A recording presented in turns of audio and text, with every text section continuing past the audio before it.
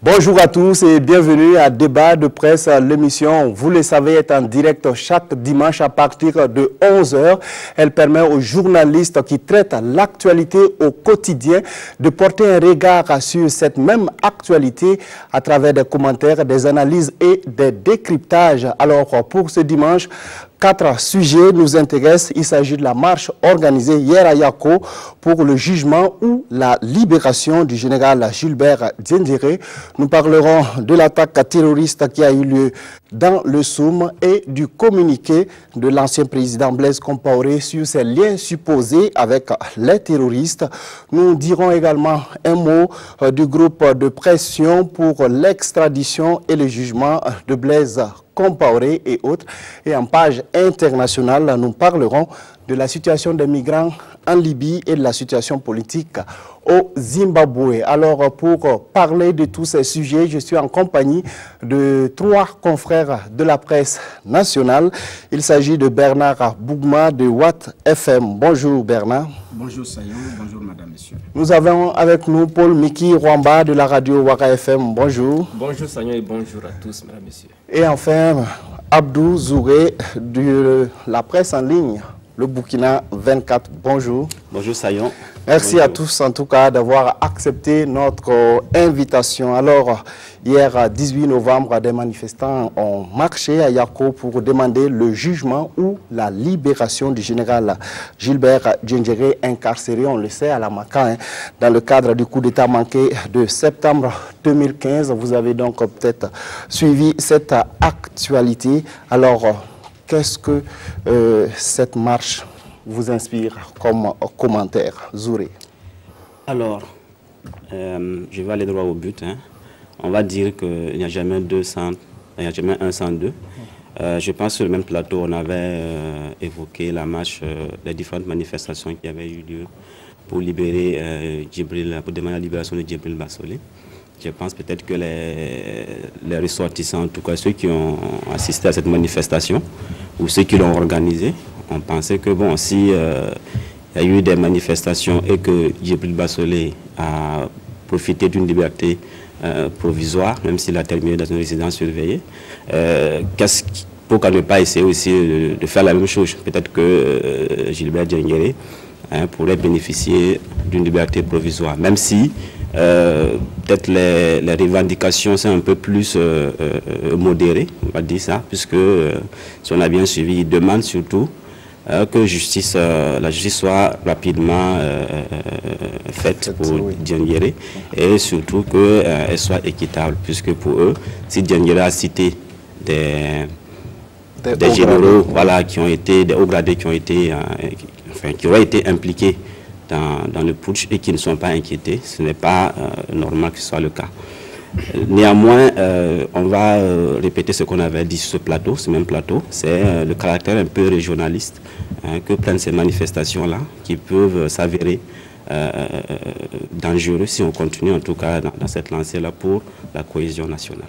Ok, alors Paul Miki. Alors moi, par principe, je suis favorable à toutes sortes d'expressions, de la liberté d'expression, comme le dit au Burkina Faso, même les manifestations les plus farfelues, on le dirait ainsi, parce que par principe, il faut permettre à tout le monde de s'exprimer, même si on n'est pas d'accord avec ce qu'ils disent. Alors, ceci étant, pour ce qui s'est passé à Yako, c'est quand même étrange à mon avis. Voyez-vous, des hommes et des femmes sont sortis pour demander la libération ou le jugement du général Bassolé. D'abord, la libération, ces derniers n'ont pas nié le fait qu'ils n'ont pas dit clairement à l'occasion de ce meeting que le général Diendéré était innocent dans ce pourquoi il est poursuivi. Personne ne l'a dit. D'ailleurs, Diendéré lui-même, depuis les premières heures du putsch manqué, avait dit qu'il assumait la responsabilité, c'est-à-dire que normalement, s'il doit passer devant la barre, il devrait plaider coupable. Alors, pourquoi demander la libération de quelqu'un qui est manifestement coupable de ce à quoi il est en prison? Voilà donc la question que je me pose. Alors, comme Zouré l'a dit, on peut imaginer également que le danger viendra du fait que ces manifestations, comme c'était le cas pour Réau, pour Djibril Bassolé, ont un caractère régionaliste. Pourquoi c'est à Yako qu'une telle manifestation a lieu? Est-ce que c'est parce que Djibril Bassolé a besoin d'être libéré ou parce que Djibril Bassolé est le fils de Yako que les gens de Yako manifestent? Et comme Zouré l'a dit également, Alors, c'est un peu la conséquence de ce que l'on a vu à Rio ayant obtenu, on ne sait pas si c'est lié à ça ou pas, la libération ou la mise en liberté ou la mise en résidence surveillée du général Bassolé, qui envoie les ressortissants de Yako à manifester également, espérant obtenir la liberté, ne serait-ce que provisoire pour le général Djendjéré. Alors, mais là où il y a un peu de pertinence dans les manifestations, c'est le volet jugé. Alors, parce que vous savez très bien sur les pancartes que l'on a pu voir, on dit jugez-le ou libérez-le. Alors, libérez-le, ce n'est pas question parce que lui-même n'a pas dit qu'il est innocent. Maintenant, c'est le jugement qui traîne, effectivement. On en a parlé à plusieurs occasions dans le cadre de cette émission ici. Et il faut faire en sorte que les procès puissent avoir lieu parce que on n'a pas de perspective dans le traitement de ces dossiers. Malheureusement, c'est ça qui fait que les gens peuvent sortir pour demander la liberté des personnes inculpées. Sinon, personnellement, je suis totalement opposé à une telle manifestation parce qu'il n'y a même pas un seul élément de pertinence dedans. Si vous demandez à ces jeunes et à ces femmes qui sont sorties, ces vieux aussi, et même des chefs coutumiers, ce qui est assez dangereux, parce que c'est vrai qu'on n'a pas fait un tapage médiatique sur cette manifestation, mais quand même les réseaux sociaux ont pu faire le relais. On a vu des chefs coutumiers qui étaient au premier rang des manifestants à Yako, les bonnets rouges, qui demandent la libération du général Bassolé, qui est présenté par eux comme étant un super général et tout. Mais personne ne dit, comme je l'ai dit tantôt, qu'il est innocent dans ce pourquoi il est poursuivi. Donc le plus important pour moi, c'est que le procès puisse avoir lieu pour que le général Bassolé puisse être condamné conformément au texte. Et même maintenant, s'il est condamné, on attend de voir qui va sortir pour demander la libération de quelqu'un qui a été jugé et condamné. D'accord. Alors, Bougma, est-ce que vous trouvez des arguments, en tout cas, qui puissent justifier cette manifestation de Yako? S'il y a un argument qui puisse justifier cette manifestation de Yako, de mon point de vue, c'est que l'attitude du général Gilbert Djendjéré est en train de changer par rapport à l'évolution du dossier. Au départ, dès les premières heures, quand le coup d'État était plié, il a dit clairement, c'est lui qui assume la responsabilité, il est prêt à répondre devant la justice. Ça a été dit. Depuis qu'il est détenu, il n'y a pas eu de manifestation en tant que telle. Gilbert, je ne crois pas que la partie Gilbert Djendjéré ait lancé plusieurs requêtes devant la justice tendant à bloquer le dossier, comme l'aile Djibril Bassolé. Les sorties médiatiques pro-Gilbert, on n'en voit presque pas. Vous n'avez pas une tête de proue qui puisse être dit, qui puisse affirmer, dire que c'est moi qui parle au nom de Gilbert Djendjéré. Contrairement à Djibril Bassolé, vous avez plusieurs personnes. Il y a d'abord ceux de la NAFA, il y a certaines organisations de la société civile, il y a ces activistes-là qui sont embusqués sur les réseaux sociaux, qui communiquent pour lui, et même quand il part en clinique, qui envoie des photos de Djibril Bassolé sur les réseaux sociaux. Mais Gilbert Djendjéré n'était pas dans cette logique. Je pense que la première sortie de Gilbert Djendjéré qui avait défrayé la chronique, c'est quand il s'était dit qu'il n'était pas content de ce qu'on traite le RSP de tous les noms et tout lors de la visite des députés. Oui, et là, il a dit, en présence d'une représentation des députés de l'Assemblée nationale. Donc, après ça, Gilbert Djendjéré s'est retiré. Mais au fur et à mesure que les choses évoluent, il y a eu un changement de cap. Voilà. Quelqu'un qui avait dit, j'assume seul et tout. Maintenant, il demande l'inculpation d'autres personnes. Ça veut dire que le général, maintenant, ne veut plus plonger seul. Donc, il y a d'autres acteurs qu'il faut impliquer. Alors, qu'est-ce qui se passe? Qu'est-ce qui a changé? C'est la grosse interrogation. Et cette manifestation rentre dans cette même logique. Effectivement, tirant leçon des erreurs des pro-Djibril, eux, ils ont dit maintenant, jugez-le ou libérez-le. Ce n'est juste une amélioration. C'est tellement ils ont tiré leçon de ce que l'opinion avait exprimé par rapport à ce oui, mais est-ce qu'on ne peut pas les comprendre aussi quand on se dit que la justice se traîne depuis 2 ans maintenant, que c'est maintenant que nous sommes à la phase confirmation des charges. Confirmation n'est pas raison. On ne se compare pas au mauvais. Prenez la sous-région. Le stade du 28 septembre à Guinée, ça fait combien de temps? Dadis Camara et Awaga. L'affaire, la crise ivoirienne a duré 10 ans. Il y a combien de têtes au niveau qui avaient piloté les choses là-bas qui ne sont pas encore jugées en Côte d'Ivoire et qui sont détenues également. Donc on ne se compare pas au mauvais, là on est d'accord. En 2 ans, je peux dire que le Burkina a réussi quand même à boucler le dossier. L'audience de confirmation des charges a commencé. Je pense que quand même c'est des pas en avant. Même si je reconnais qu'il y a une lenteur de la justice. Mais cela ne suffirait pas également pour être un alibi qu'à chaque fois il faut brandir pour vouloir également mettre pression sur cette justice au nom du fait qu'il y a quelques arguments qui tiennent la route. Parce que ici, l'argument de sortir marcher pour demander la libération de quelqu'un qui assume un coup d'État et qu'on qualifie de super général, qui reconnaît que c'était une erreur et qui assume là, il y a un problème de pertinence. Moi, je parle de la pertinence de ceux qui sont sortis. Mais mon confrère Jouré m'en parlait avant de l'entrer. Il y en a qui ont porté des t-shirts à l'effigie de Thomas Sankara. Mais est-ce que dans le dossier Thomas Sankara, Gilbert Diendéré ne doit pas répondre? Est-ce qu'il n'est pas inculpé dans ce dossier? Il y a un problème de cohérence. Vous prenez également même les affiches. Même le nom de Gilbert Diendéré a été écorché par endroit. Ceux qui sont sortis sont motivés par toute autre chose. Je pense que c'est de ça qu'il s'agit. Donc, quand on embarque également nos têtes couronnées, la chefferie coutumière, alors que quand ça chauffe, c'est eux qui servent de tampons, qu'on appelle pour arrondir les angles. Vous vous mettez dans une telle position pour quelqu'un qui dit oui, moi je reconnais. S'il est jugé, alors que l'audience de confirmation également est, donc pour moi la procédure judiciaire est entamée. Et moi je pense qu'elle est irréversible. Donc les choses ont commencé à bouger.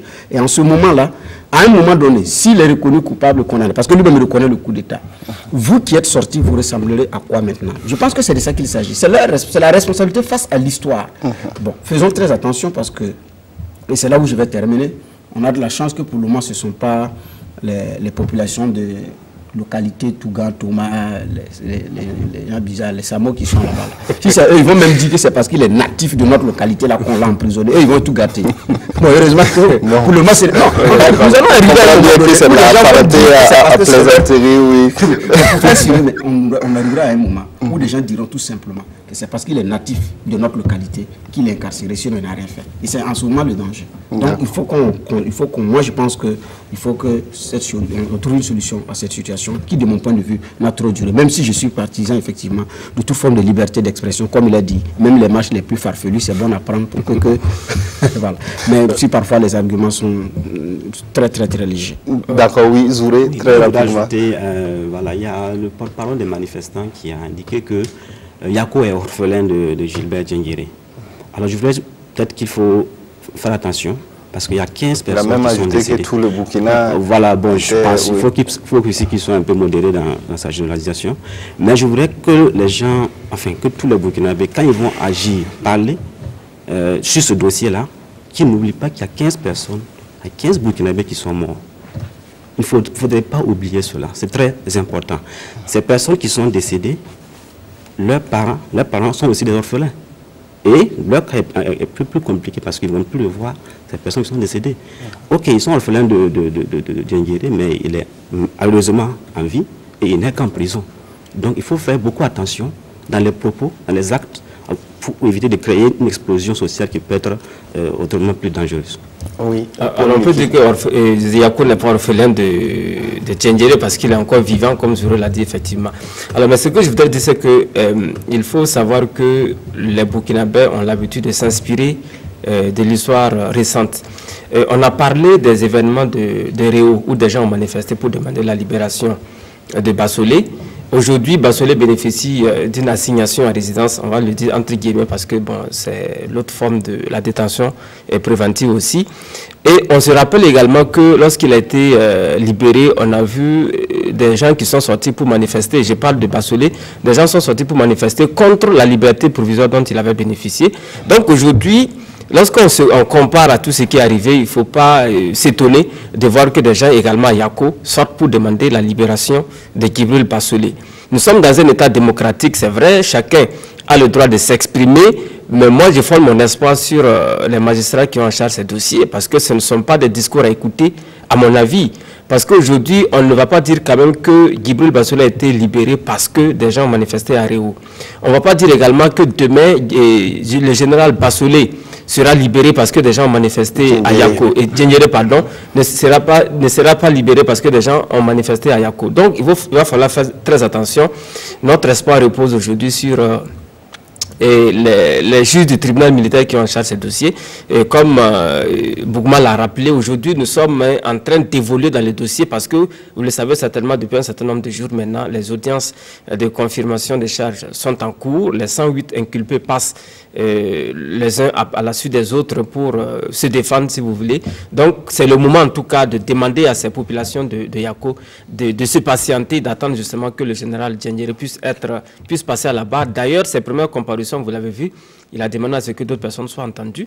Si on veut la vérité dans ce dossier de putsch manqué, il va falloir que chacun qui a une part de responsabilité, quelque niveau que ce soit, puisse s'exprimer, qu'on puisse tirer cette affaire au clair. C'est ça qui va permettre peut-être aux gens de Yako de se calmer.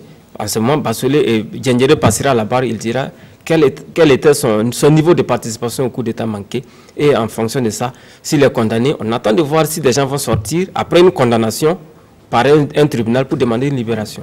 Oui, très rapidement, Bougouma. Alors, très rapidement, ce qui d'ailleurs risque de galvauder ce genre de situation, c'est l'effet mode. Ouais. Donc, il y a eu à Nouna, il y a eu à Rio, il y a dans d'autres localités, il y a eu à Yako, à Banfora, et donc peut-être d'autres localités vont venir pour d'autres problèmes. Et donc, alors, s'il y a d'autres personnalités, il y a des gens qui sortent encore, à un moment donné, ça va ressembler à de la comédie pure et simple. Bon, ceux qui sortent, il y en a qui estiment que c'est un argument qui va peser sur la balance au niveau international pour que la communauté internationale dise que le Burkina n'est pas démocratique, le Burkina ne juge pas parce qu'il y a la pression. Mais ce que ces mêmes personnes oublient, c'est qu'au niveau de la communauté internationale, elle n'est pas dupe.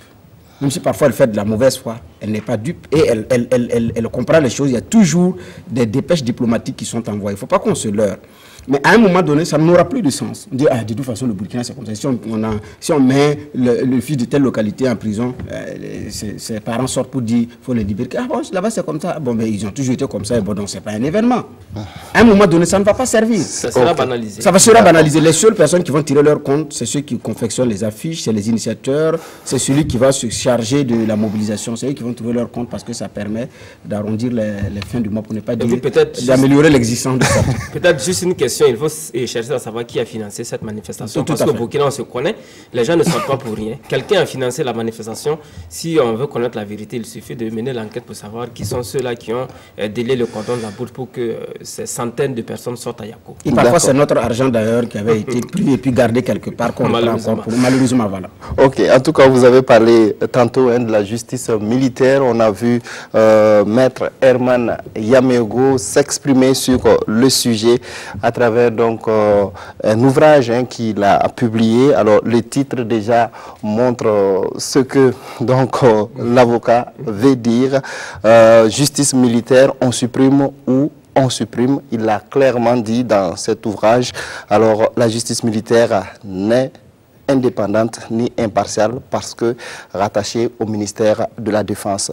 Alors, est-ce que vous comprenez un peu cette position, si on peut le dire comme ça, de Maître Yamégo qui demande tout simplement la suppression de cette justice militaire qui, selon lui, n'est pas indépendante? Zouré. Comprendre sa position, peut-être, mais j'aimerais juste attirer l'attention sur le fait que nul ne peut se prévaloir de sa propre turpitude. La justice militaire n'a pas été créée en 2017 ni en 2016. Elle existe depuis très longtemps. En tant qu'avocat, je pense qu'il connaissait très bien les rouages de cette justice militaire. Peut-être qu'il a dû passer par les dents de cette justice-là pour pouvoir comprendre peut-être ce qui clochait. Donc, tous ceux qui se plaignent actuellement du fonctionnement de la justice, d'une manière générale, devraient se rappeler que peut-être qu'ils ont contribué à un moment donné à asseoir les fondements de cette justice. Donc, cela dit, concernant son ouvrage, je pense que ça a été dénoncé depuis longtemps, bien avant lui, sur le fonctionnement de cette justice militaire-là, notamment quand il était question de certains dossiers où il fallait que le ministre de la Défense actionne la procédure qu'il ne l'a pas fait. Donc je pense qu'il veut juste enfoncer une porte ouverte. Voilà, donc à mon avis, il n'y a pas vraiment de nouveauté dans ce qu'il a dit. Et dans tous les cas, tous les Burkinabés se battent pour une justice indépendante. Et si on peut contribuer d'une façon ou d'une autre à ce que l'exécutif soit en tout cas moins regardant sur le fonctionnement de la justice, on peut le comprendre. Oui, d'accord. Paul Miki. Alors moi je pense que Maître Herman Yamégo a raison. Il a raison, mais il y a un problème. Il aurait dû dire ça avant que lui-même ne soit la victime de cette justice militaire. De la position actuelle, quand tu le dis... Puisqu'il faut rappeler qu'il a été détenu pendant une année à la Maca, à la maison d'arrêt de correction. Dans le cadre du coup d'État manqué. Tout à fait, justement. Il est sorti fraîchement, récemment en tout cas, de cette prison. et qui est géré entre guillemets par la justice militaire du Burkina. Donc c'est pour dire que lui, il parle ici dans la peau d'une victime, quelqu'un qui a vécu l'expérience de cette justice militaire, parce qu'on imagine qu'avant d'aller à la Maka, il est passé justement entre les mains des juges militaires. Donc moi je sais qu'il y a eu un débat sur la pertinence de cette justice militaire au Burkina Faso, parce qu'il y a beaucoup de pays qui ne connaissent pas de justice militaire. On avait souhaité que les dossiers qui relèvent du domaine militaire soient reversés dans les tribunaux de droit commun. D'ailleurs, c'est pour ça que le débat est revenu au niveau de la commission constitutionnelle, c'est-à-dire les 92 Burkinabés qui ont été choisis pour écrire la nouvelle constitution. On fait le débat sur la justice militaire, des informations qui nous parviennent. On avait proposé la suppression de cette justice militaire. Ensuite, on a demandé de ramener ça. On va rappeler également que les députés se sont saisis à un moment donné de la justice militaire, et puis il y a eu un petit toilettage des textes, et on a même dit que le commissaire du gouvernement deviendra désormais procureur militaire, etc. Donc c'est pour dire qu'il y a des problèmes au niveau de la justice militaire, parce que tel que présenté, ça peut être un instrument au service de l'exécutif pour sanctionner. Idem pour la Haute Cour de justice. Voici donc deux juridictions d'exception au Burkina qui ont fait beaucoup de débats. Donc, moi, je suis d'accord avec Herman Yameoko qu'il faut peut-être repenser l'importance, ou du moins la pertinence de cette justice militaire. La supprimer, c'est peut-être pas la bonne formule, mais il faut lui conférer une certaine indépendance. Mais est-ce que cette indépendance est possible aujourd'hui si on se rend compte que cette justice militaire est totalement, presque liée à l'exécutif? C'est vrai qu'il y a une amélioration des tests, comme je le disais avec le député, mais aujourd'hui, en tout cas, ça peut également être utilisé comme un instrument au service de l'exécutif. Donc, il faut vraiment mûrir la réflexion, mais la bonne personne qui devrait demander la suppression de cette justice militaire, c'est certainement pas Herman Yameoko, parce que lui, tout de suite, on verra que c'est des propos d'une victime qui est en train de s'exprimer, et il y a un peu d'impertinence là-dedans. Voilà ce que je pense. D'accord, oui. Bougouma. Merci. Bon, en tout cas, par rapport à cette question, pour ceux qui estiment qu'ils sont des démocrates purs et durs, il n'est pas question de tribunaux d'exception. Que ce soit la Haute Cour de justice, que ce soit le tribunal militaire, à la limite une cour martiale pour juger des faits militaires, bon, beaucoup plus liés aux questions de discipline et autres, voilà, mais pas pour connaître des situations comme nous vivons actuellement. Donc, c'est des débats qui supposent beaucoup plus comme principe. Et je pense que c'est ce qui avait d'ailleurs déteint les travaux des fameux experts onusiens sur la détention de Djibril Bassolé. Parce que pour l'argument qu'ils avaient brandi, c'est qu'à la commission, pendant la commission des faits, Djibril était tout simplement incivil. Oui. Et les uns et les autres avaient rétorqué que non, ici ce n'est pas la question du fait qu'il soit civil, c'est la question de ce que c'est un tribunal d'exception. C'était d'abord ça le principe. Bon, ça c'est un débat technique. Mais pour revenir effectivement à cette situation, il a des arguments effectivement qui sont pertinents, mais venant de quelqu'un déjà qui avait été détenu, je pense que pour Maître Herman Yameoko, ça ne doit pas être la première fois d'ailleurs pour des affaires de coup d'État, parce que du temps de son jeune âge, avec, si ma mémoire est bonne, un certain Moustapha Labli Tombiano à son temps. Donc il connaît bien les lieux. Alors cette fois-ci, il retourne encore pour une affaire de ce genre, alors qu'effectivement, il y a eu plusieurs fois où on a eu affaire au tribunal militaire au Burkina, dans des dossiers qui ont marqué la République. Voilà. Donc, c'est de ça qu'il s'agit.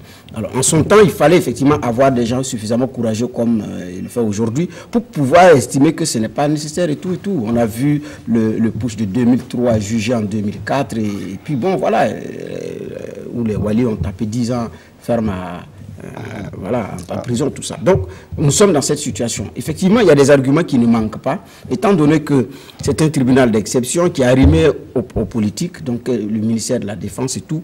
Effectivement, c'est facile de passer par des situations pareilles pour régler des comptes ou bien faire dévoyer certaines choses, compte tenu du fait qu'il y a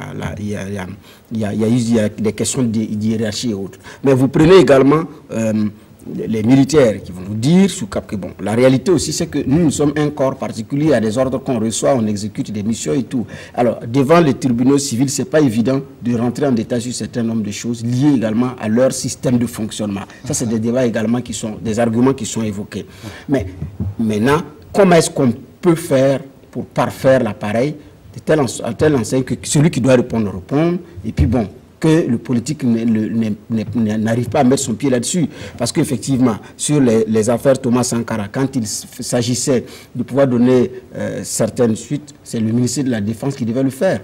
À chaque fois que Blaise avait un nouveau ministre de la Défense, les avocats de Sankara, la famille Sankara écrivaient pour réintroduire encore une nouvelle demande. À chaque nomination, 2 ministres de la Défense, la requête était toujours sur la table. Mais ça n'évoluait pas. Effectivement, il y a le politique qui est là. Pendant ce temps-là, où étaient ces messieurs-là?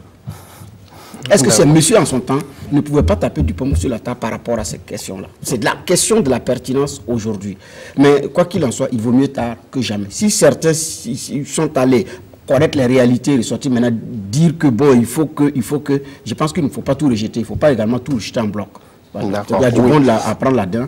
On est pris par le temps, Paul Meki. Oui, en 30 secondes, je voudrais dire qu'on se rappelle qu'on a tenu ici les états généraux de la justice. Et c'était une rencontre au cours de laquelle les magistrats ont clamé plus d'indépendance et ils ont obtenu cette indépendance de haute lutte. Donc, à mon avis, il aurait fallu simplement supprimer cette justice militaire qui échappe un peu à cette indépendance totale. Et puis, enfin, peut-être une juridiction spéciale à l'intérieur du tribunal de droit commun. Parce que quand vous prenez le tribunal de grande instance, je prends l'exemple de Ouagadougou, c'est le cas pour d'autres tribunaux de grande instance. Vous avez des juridictions spécialisées. On a tribunal de commerce, tribunal administratif, tribunal pour enfants, etc. On aurait pu créer un tribunal militaire à l'intérieur du tribunal de grande instance de Ouagadougou. C'est un tribunal spécialisé et qui est coiffé, j'allais dire, par un seul procureur, de sorte à ce que cette indépendance que l'on a acquise là se déteint sur la gestion des affaires militaires et on ne serait pas là à débattre autour d'un tribunal qui a un caractère politique, à mon avis. Ok, alors on va évoluer dans le débat, on va parler de cette autre actualité qui a marqué donc, cette semaine. Il s'agit donc de l'attaque qu'il y a eu dans le village de Taouramba, si je prononce bien. Alors c'est dans le Soum. Alors le bilan de cette attaque est de 6 morts, dont un conseiller municipal et donc 5 autres personnes. Cette attaque intervient pratiquement une semaine après que nos forces de défense et de sécurité aient abattu des terroristes dans la même zone. On voit finalement que cette question de sécurisation de la partie nord du Burkina Faso va être un combat donc de longue haleine. Bon, je pense qu'on est tous conscients de cela, hein. C'est parce qu'on a tué, on a réussi à neutraliser, pour utiliser les termes militaires, des terroristes que le combat est terminé. C'est une bataille qui a été remportée. Voilà. Et peut-être qu'il faut aussi rappeler que cette attaque est intervenue juste 5 jours après la visite du ministre de la Sécurité et du ministre de l'Éducation nationale à Baraboula, en tout cas dans le Soum en gros, pour rassurer les populations. Je me rappelle de cette phrase qui a été dite par le ministre de la Sécurité, rapportée par son service de communication. Il a dit que Baraboulé est sécurisé, alors que l'attaque a eu lieu à moins de 50 km de Baraboulé. Donc ce qui veut dire que ce combat-là est de longue haleine, comme tu l'as dit. Et on a l'impression que ça ne va pas venir, ne sera pas remporté par la seule force des Burkinabés. C'est le constat, c'est la conclusion que je tire.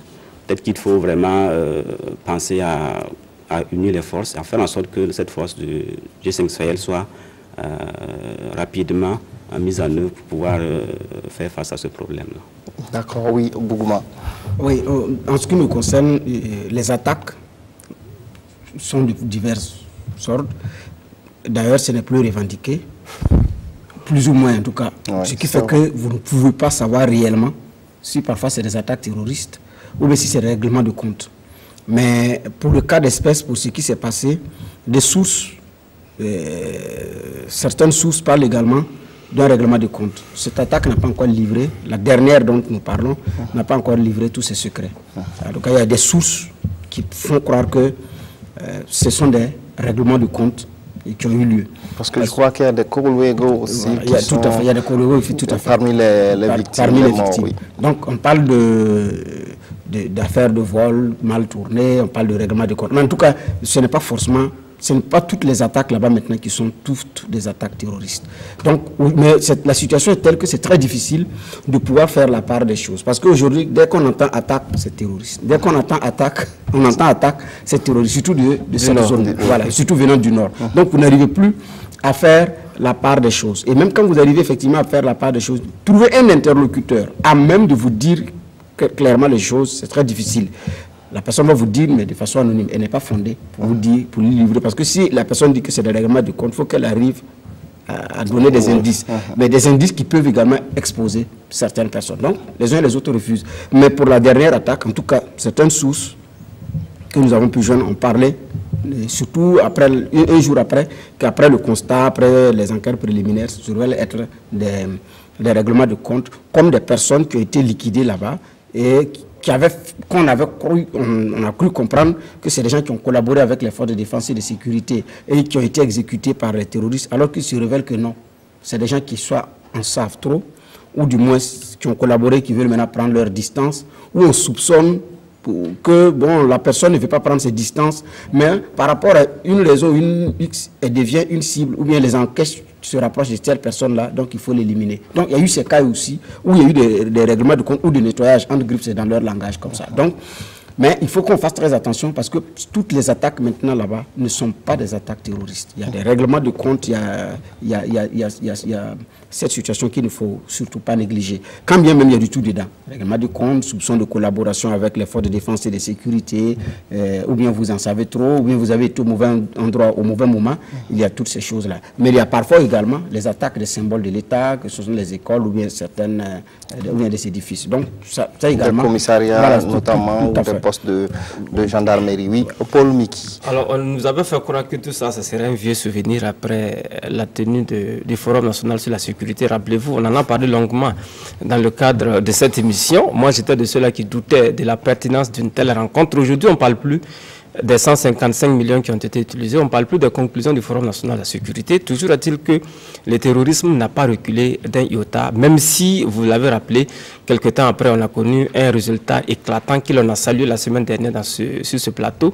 Mais aujourd'hui, force est de constater que les terroristes sont restés constants dans leurs attaques. D'ailleurs, le ministre des Affaires étrangères à Washington a fait un bilan. En 2 ans et demi, plus de 100 attaques, 140 Burkinabés ont été tués dans ces attaques. Le bilan est énorme. Aujourd'hui, qu'est-ce qu'il faut faire concrètement pour venir à bout du terrorisme? Pour moi, il faut vraiment occuper le nord du Burkina. Il faut envoyer les militaires, les galvaniser comme il faut, les prendre en charge comme cela se doit, les motiver comme il faut pour que ces militaires puissent traquer les terroristes au nord du Burkina. C'est vrai qu'il y a la force du G5 Sahel qui a commencé en tout cas à produire ses résultats sur le territoire malien. On espère que cette force va arriver incessamment dans la partie nord du Burkina Faso. Mais en attendant, nos soldats sont là.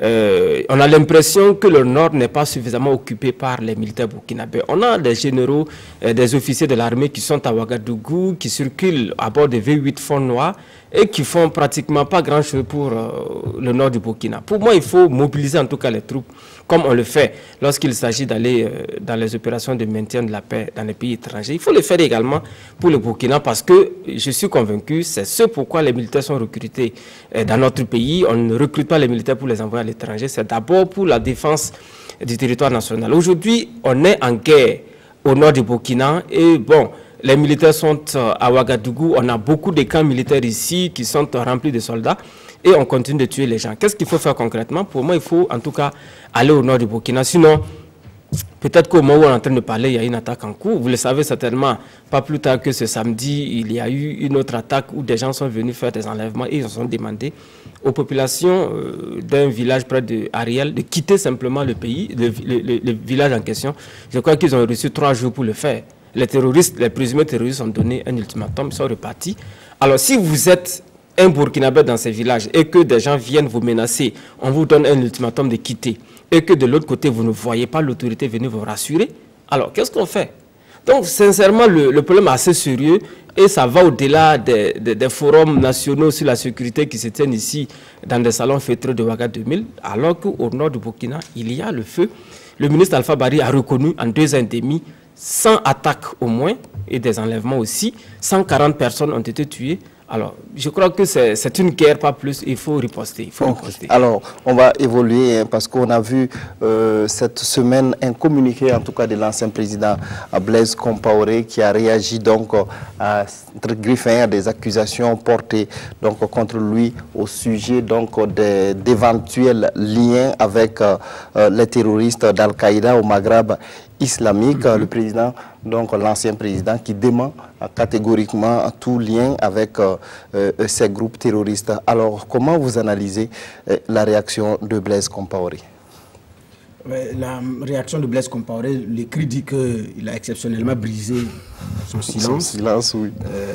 Pour pouvoir répondre de ce qu'il qualifie, je vais peut-être lire, d'allégations formulées avec légèreté et qui ne sont que la marque d'une très grave irresponsabilité. Irresponsabilité pour un combat politique dépassé. Voilà. Alors, que Blaise Compaoré réagisse pour rejeter les accusations, c'est de son bon droit. Donc, s'il se sent accusé jusqu'à un tel niveau, il estime qu'il est temps maintenant de réagir, que je dise que ce n'est pas moi, parce que qui ne dit rien consent. C'est la liberté d'expression que Blaise a utilisée. Donc, je me dis que certainement, il a fait en accord avec les autorités ivoiriennes, parce qu'étant effectivement réfugié là-bas, il y a des conditions liées à la réserve et tout et tout. Donc, je pense que de toute façon, à ce niveau, il a dû avoir le feu vert pour le faire. Donc, c'est question de principe, ça, on passe outre.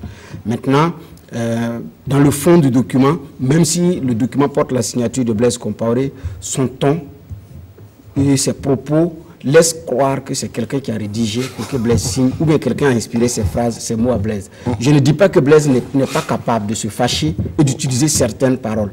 Mais l'homme a marqué le Burkina et l'Afrique dans la contenance. Blaise a suffisamment de contenance dans ses propos. Même quand il s'agissait au lendemain du 15 octobre de parler de Thomas Sankara, il y a des limites que Blaise a refusé de franchir. Quand il s'est agi de parler après les événements du 19 septembre 1989, l'affaire Henri Zongue et autres, même quand il dit qu'il n'a pas de pitié pour les traîtres et autres, les propos étaient suffisamment mesurés, pas d'injures. Mais cette fois-ci, il y a des injures, propos abjects, menaces. Bon, ça, je n'ai pas, de mon point de vue, ces propos ne viennent pas forcément de Blaise Compaoré. Ça, c'est moi ma lecture. Parce que j'ai écouté Blaise depuis des années, je l'ai vu agir. Vous voyez Blaise physiquement, il y a des choses... Quand ça vient de l'homme, ça peut se sentir. Même si on pourrait dire que c'est un ton à la hauteur de ce qui a été dit, ça frise à l'énervement, c'est des accusations très graves, oui. Même malgré ça, il y a des propos où certaines personnes ne peuvent pas franchir. Il y a de la contenance et de la mesure. Mais aujourd'hui, vous avez également, il y a des communicants. Et quand vous lisez ce papier, il ressemble, les propos, il y a certains communicants de la galaxie ivoirienne, surtout proches de Soré et autres, qui même sous la transition descendaient parfois en flammes certaines autorités de la transition avec à peu près les mêmes propos, la même construction syntaxique. Vous analysez le papier, il ressemble textuellement, ça vient de la main de certains. Vous avez l'impression que c'est un tel qui l'a écrit. D'accord, mais dans le fond, alors est-ce que vous pensez que l'ancien président n'est aucunement lié donc à des groupes terroristes? Et c'est là l'enjeu du texte. Et c'est là où j'allais en rue. Est-ce que Blaise peut convaincre seulement à travers cette seule sortie? Est-ce que Blaise peut convaincre qu'il n'a pas de lien quand, après, quelques heures après, ou même avant sa sortie, vous avez des photos de ceux qui contrôlaient l'appareil Blaise Compaoré avec des présumés, avec certains terroristes, avec des noms aujourd'hui qui gouvernent l'international terroriste? Est-ce que c'est difficile, c'est facile? Est-ce que ça peut convaincre? Est-ce que ces propos peuvent peser dans la balance? En fait, c'est de ça qu'il s'agit. Est-ce qu'en essayant de se dédouaner, il ne s'enfonce pas davantage? Parce que à un moment donné, on était libérateurs d'otages. Nous avons vécu sans problème. Des noms connus de terrorisme international ont séjourné à Ouaga, ont été gérés par la présidence du Faso. Les traces des papiers existent aujourd'hui. Les factures à leur nom sont là. Les billets d'avion à leur nom, c'est des traces qui existent aujourd'hui. Est-ce que Blaise peut totalement se dédouaner de tout ce passif-là? En fait, c'est la grande interrogation. Vous avez quelqu'un qui se défend, effectivement, oui, mais en fait, c'est la grosse interrogation. Est-ce que les faits sont têtus? C'est là, effectivement, que je me pose la question de la pertinence de la sortie. Certainement, des gens l'ont poussé à sortir, mais ce n'est pas évident. Et les rapports onusiens qui avaient établi des liens de connexion du Burkina avec certaines entités non désirables au plan international. Autant dire que ces rapports étaient faux également. D'accord, oui, Paul Miki. Alors, je voudrais d'abord dire que Bernard Boukma a totalement raison lorsqu'il dit que le ton du communiqué n'est pas le Blaise Compaoré. Moi-même, quand je l'ai parcouru, à la fin, j'ai vu la signature de Blaise Compaoré, j'ai un peu sursauté. Parce que c'est quand même étrange pour qui connaît l'homme. On a l'impression effectivement que c'est un communiqué qui a été rédigé par X et qui porte simplement la signature de Blaise Compaoré parce que ce n'est pas le ton. Peut-être que l'homme a changé depuis qu'il est parti du Burkina Faso. Maintenant, ce que je voudrais dire dans le fond, c'est que c'est vrai, lorsqu'on est accusé, il faut se défendre. Parce que cette accusation n'est pas faite devant un tribunal où je parle, tu te défends. C'est une accusation. On sait que le président Roch Marc Christian Kaboré l'a répété à plusieurs occasions. Et dernièrement, c'était à l'émission internationale devant les médias internationaux. Donc, quiconque à la place de Blaise Compaoré, si tu estimes effectivement que tu es innocent, il va falloir briser le silence pour dire ce qu'il en est. Parce que, comme Bernard l'a dit aussi, qui ne dit mot consent. Donc, c'est tout à fait normal que l'ancien président tente de se justifier à travers un tel communiqué, même si dans le fond, on était tous au Burkina Faso, on a été tous témoins de cette connivence avec les forces, les Touaregs, etc., parce qu'ils étaient à Ouagadougou ici. Et on se rappelle également que le Burkina Faso était passé maître dans la libération des otages, notamment au Mali. On a connu des succès à ce niveau. On ne sait pas si c'était des succès bon à prendre, mais en tout cas, le Burkina était un pays respecté en son temps.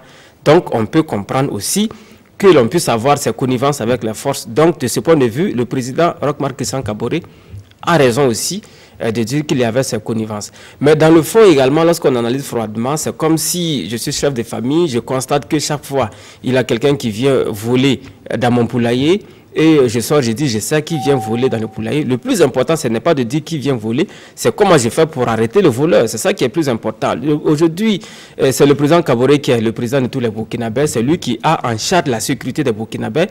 On peut épiloguer sur les raisons de l'insécurité, mais le plus important, c'est de combattre cette insécurité. S'il s'agit de Blaise Compaoré, pourquoi ne pas et tenter de lui mettre la main dessus si on estime que c'est lui qui est l'instigateur de ces attaques terroristes.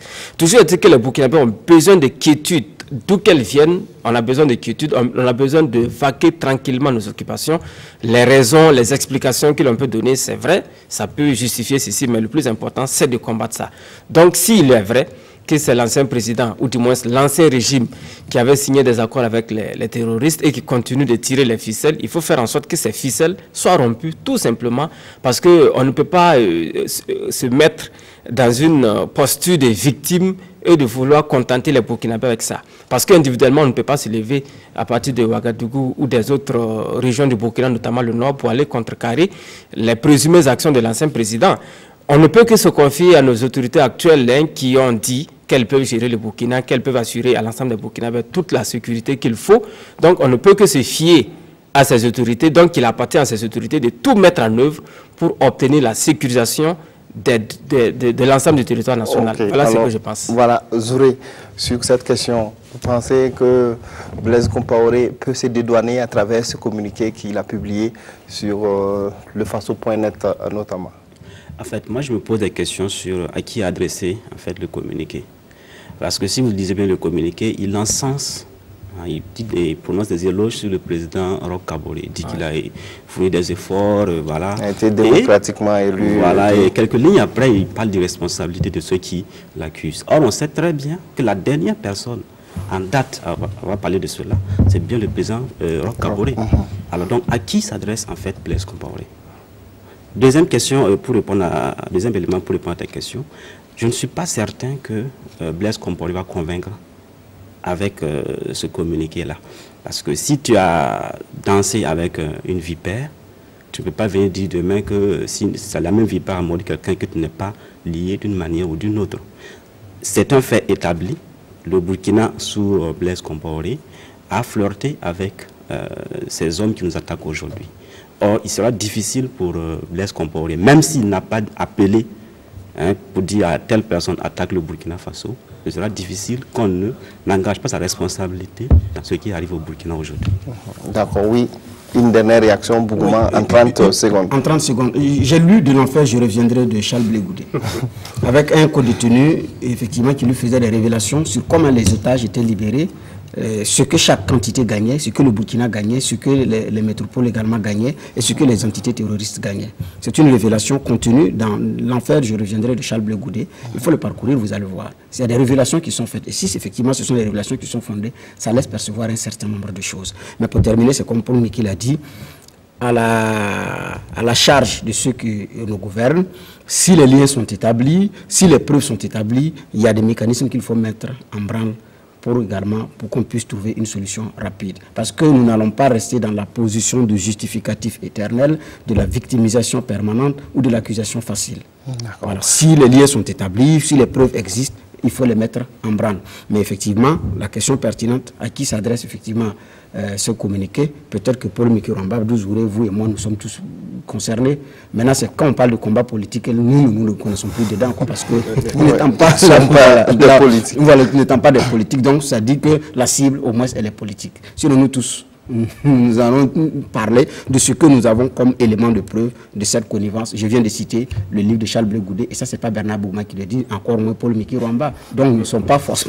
Donc, c'est à la classe politique, avec les chefs politiques en tête, que ce message s'adresse. Si c'est Blaise qui tire les ficelles, comment on fait pour rompre ces ficelles? Voilà la question. Il faut rompre les ficelles. Tout d'accord. En tout cas, vous l'avez dit, Blaise Compaoré réside en Côte d'Ivoire depuis octobre 2014. Alors, le 16 novembre, nous avons assisté à la création d'un groupe de pression pour l'extradition et le jugement de Blaise Compaoré et autres. On rappelle que ce groupe est constitué d'anciens députés et de membres du bureau politique du parti au pouvoir. Son objectif est de ramener l'ancien président burkinabé de son exil de Côte d'Ivoire pour qu'il réponde devant la justice. Alors, vous avez peut-être vu cette sortie médiatique de ce groupe. Alors, pensez-vous que cette association va atteindre ses objectifs? Moi, j'ai deux lectures à faire sur cette création d'association. D'abord, pour moi, c'est un plan de communication pour remplir, en fait, l'espace médiatique créé par ceux qui veulent l'extradition de Blaise Compaoré, enfin, le retour de Blaise Compaoré sans la justice, ou en tout cas, selon ce qu'on a pu comprendre. Donc, c'est juste un plan de communication, une façon de remplir un peu l'espace pour donner, faire écho à ceux qui veulent son retour. La deuxième lecture, c'est que, en fait, je suis un peu perplexe. Comment un capitaine dans un bateau va dire, bon voilà, il faut que je parte voir les matelots pour qu'on mette le cap sur un port donné. Émile Paris, par exemple, est membre du bureau politique du parti au pouvoir. Est-ce qu'il a besoin de créer une association pour demander au président, ou bien de demander en tout cas à l'appareil exécutif d'extrader Blaise Compaoré? C'est la question que je me pose. Est-ce que c'est vraiment opportun? Est-ce que c'est vraiment pertinent? S'ils ont besoin de mettre la pression sur l'exécutif ou les judiciaires, je pense qu'il y a d'autres canaux moins médiatiques et moins publics, n'est-ce pas, pour demander cela. Sinon, on se retrouve dans la position du chien qui cherche à mordre sa queue, en fait. D'accord, oui, Paul Bitti. Alors, donc, j'ai suivi également la création de ce groupe, mais je n'ai pas compris quelles sont les intentions réelles, parce qu'on sait par quels moyens il faut passer de façon officielle pour obtenir l'extradition de Blaise Compaoré ici au Burkina. Si c'est pour répondre à des questions juridiques, je crois que la voie est connue, tout le monde le sait. Je n'ai pas compris également pourquoi, lorsque un monsieur comme Nana Thibault s'est engagé pour un retour de Blaise Compaoré, il a été chassé, notamment pour le cas de Bobo Dioulasso. Autrement, ce groupe aurait dû aider Nana Thibault à obtenir le retour de Blaise Compaoré ici. Et une fois sur le territoire national, je crois que ce serait beaucoup plus simple pour qu'il puisse comparer devant les juridictions pour répondre des faits qui lui sont reprochés. On a l'impression, comme Zouré l'a dit, qu'on est en train de vouloir faire simplement du bruit et on est en train de tenter de défoncer une porte qui est déjà ouverte et pour occuper en tout cas l'espace médiatique pour montrer aux Burkinabés que l'on veut la présence de Blaise Compaoré ici.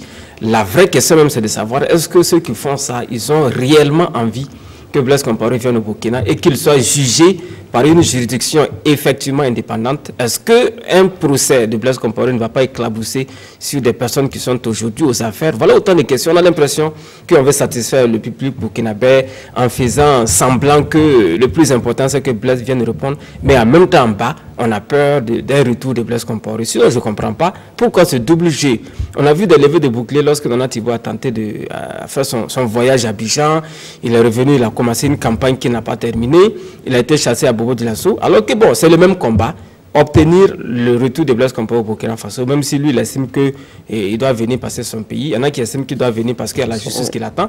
De toute façon, c'est le même retour, c'est le même axe Abidjan-Ouagadougou sur le chemin en sens unique pour que l'ancien président soit entendu. Donc je ne comprends pas pourquoi tout ce bruit. Comme Zoro l'a dit également, c'est vous qui gérez l'appareil d'État, c'est vous qui savez où vous partez. Vous n'avez pas besoin de faire pression sur vous-même pour obtenir le retour de Blaise Compaoré. Alors, le groupe envisage également de demander des comptes à certaines personnalités étrangères, notamment le président français Emmanuel Macron, dont l'arrivée est annoncée en fin novembre au Burkina. Bougouma. Oui, mais ces personnes ne sont pas les seules à vouloir demander exiger des comptes à Emmanuel Macron. Et moi-même, je suis d'accord quand on lui pose des questions, on demande des comptes à Emmanuel Macron par rapport à l'ouverture des archives de la France sur le dossier Thomas Sankara et bien d'autres. Oui, et ça, la commission rogatoire traîne, secret défense et tout, ça traîne. Et puis bon, finalement, François Compaoré s'est évolué comme ce sont les autorités qui sont en retard dans la procédure. C'est des questions qu'il faut poser au président français à son arrivée. Ça c'est clair. Des choses qu'on ne peut pas passer par perte et profit. Et ce n'est pas la première fois, on l'a toujours répété, que les gens sortent pour demander que Blaise Compaoré rentre. La question maintenant, c'est comment il rentre. Au lendemain de l'insurrection populaire, le MBDHP était sorti pour demander, c'était l'inculpation d'ailleurs de 3 personnes, si j'ai bonne mémoire, donc Blaise Compaoré, il faut venir répondre. Donc, si un groupe de pression peut contribuer à ce qu'il rentre, oui, mais effectivement, il faut aider Nana Thibault, puisque effectivement, il puisse rentrer très rapidement. Et puis bon, voilà, on va mettre en branle un certain nombre de choses. Parce que, il y a l'affaire Thomas Sankara, je passe outre les autres dossiers, mais l'insurrection, il était toujours président du Faso, chef suprême des armées, alors que des armes de nos armées ont enlevé des vies. Alors, monsieur le chef suprême des armées, qu'en savez-vous? Ça, c'est des questions qu'on peut poser à Blaise Compaoré. Maintenant, c'est la pertinence de ce groupe de pression. Est-ce que ce groupe-là, un écrit de ce groupe sur le président Alassane Ouattara, parce que ça s'appelle groupe de pression, ça peut faire quoi pour plier les Chines face à tout l'appareil de justice du Burkina. Mais bon, un groupe de pression, ce n'est pas de trop, même si certains n'ont pas besoin de le faire. Émile Paré n'a pas besoin de ce groupe de pression pour demander à Roch d'accélérer un certain nombre de choses, parce que c'est des hommes qui comptent au niveau du MPP. Voilà. Et certains de ceux qui étaient au président, pour la plupart, sont des partis qui sont affiliés à la majorité. Donc, de mon point de vue, bon, voilà quoi, il n'y a pas de...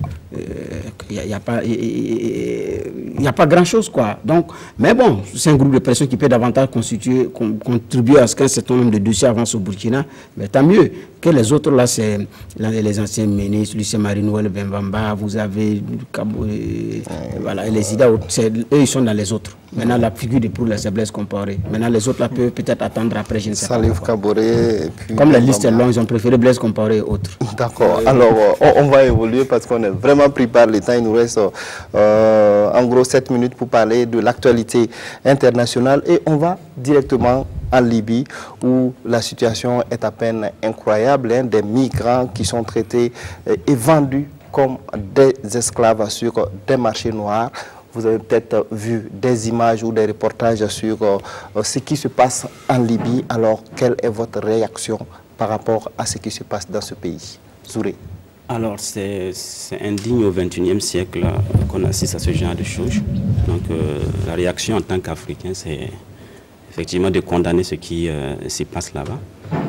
La deuxième chose à relever, c'est vrai que ça peut être sensible, mais c'est pas parce que c'est sensible qu'on ne doit pas en parler. La question de cette division qu'il y a au sein de l'Afrique entre ceux qui sont noirs et ceux qui sont blancs. Alors, les Arabes ont considéré qu'ils ne sont plus africains, ce qui pourrait expliquer que les Noirs soient toujours vendus en Libye.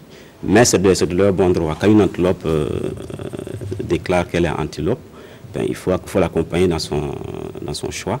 Maintenant, il faudrait que le lion qui est africain s'assume et laisse l'autre l'antilope dans sa nature. Le second élément, c'est essayer un peu de relever la responsabilité de nos dirigeants un peu dans cette situation.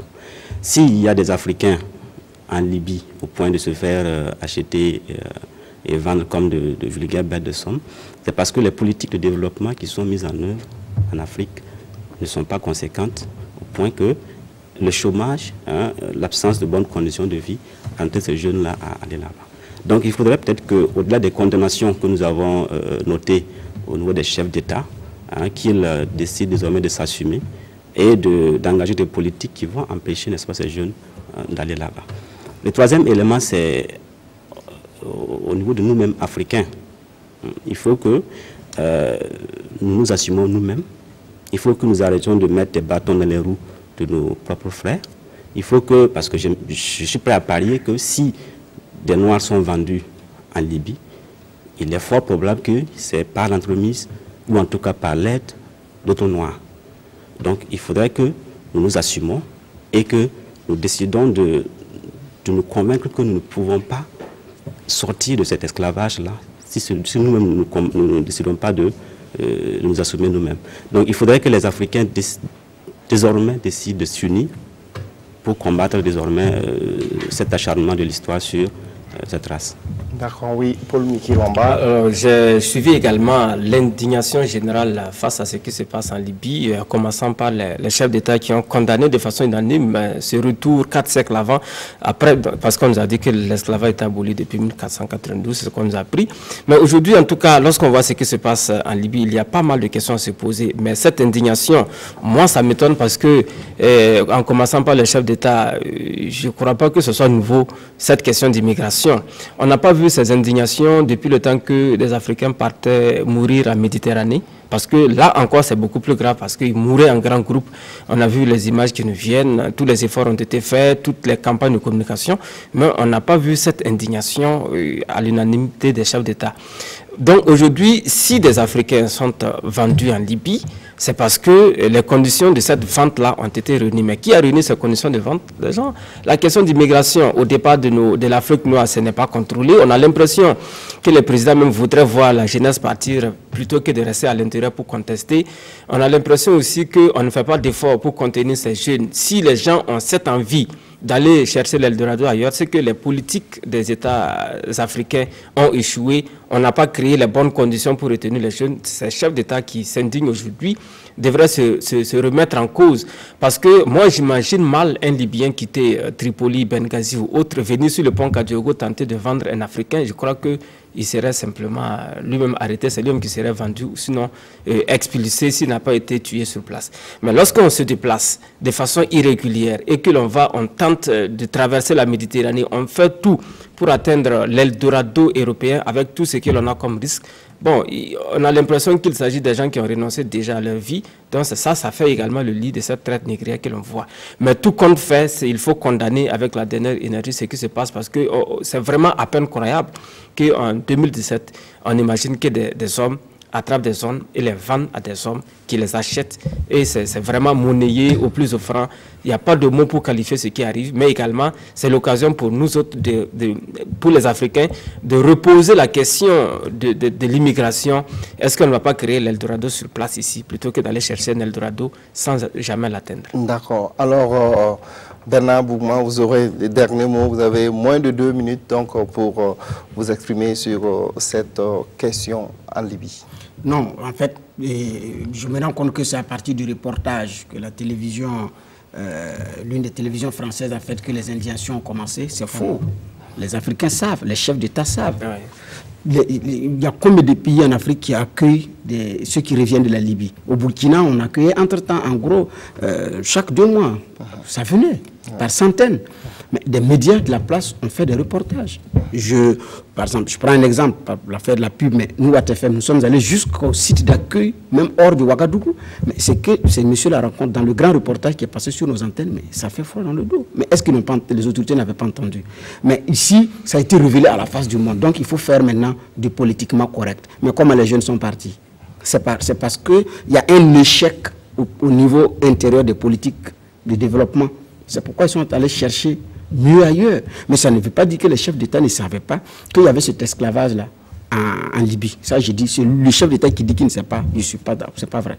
Il a menti. Donc ça, il faut qu'on se dise la vérité. Maintenant, ils ne se sont pas assumés clairement, ça oui. Maintenant, comme il y a une grande indignation, il faut faire maintenant le politiquement correct. Chacun a juste sa cravate et puis maintenant, sauf faire sa déclaration. C'est tout. Mais l'Union africaine va dire quoi par rapport à la Libye? Qu'est-ce qu'on attend maintenant? Donc, je pense que on aura encore de grandes conférences. Les experts là vont prendre des avions, aller dans les hôtels avec beaucoup d'étoiles pour sortir encore faire les conférences sur la Libye, condamner ce nouvel esclavage. Et puis après, la vie va reprendre son cours. Sinon, c'est connu, c'est sûr. C'est sûr qu'il y a un esclavage. c'est-à-dire un esclavage sexuel et tout. C'est-à-dire, quand ils racontent, vous ne pouvez même, c'est pas facile. Donc, mais ils partent, ils reviennent même dans leur pays d'origine, ils le disent, mais qui a levé le petit doigt? Maintenant, comme ça a été révélé à la face du monde, il faut rattraper l'essentiel. Mais je pense qu'il faut aller au-delà de cela. Faire en sorte que les jeunes ne disent pas au revoir à ses parents qui semblent être un adieu. Parce qu'il ne sait pas où il va. En attendant qu'ils reviennent ou fassent signe de vie ou pas. Mais il faut mettre fin à cela. Mais ça commence déjà au plan interne. Avant que, effectivement, cette forme d'esclavage se déroule. C'est parce que c'est c'est en Libye, c'est l'Afrique du Nord que rapidement on brandit d'autres arguments. Sinon, même ailleurs, c'est de cela qu'il s'agit. Ça, il faut que les chefs d'État arrêtent cette hypocrisie-là et puis gérer cette situation. Merci en tout cas pour vos différentes contributions, pour vos analyses et vos commentaires sur l'actualité. Alors, on est au terme de cette émission. Merci à vous qui nous avez suivis. Je rappelle très rapidement que j'étais sur ce plateau avec Abdou Zouré de Burkina 24, Paul Miki Wamba de Ouaga FM et Bernard Bougma de Wata FM. Restez en compagnie des programmes de la RTB. On se retrouve dimanche prochain, si Dieu le veut.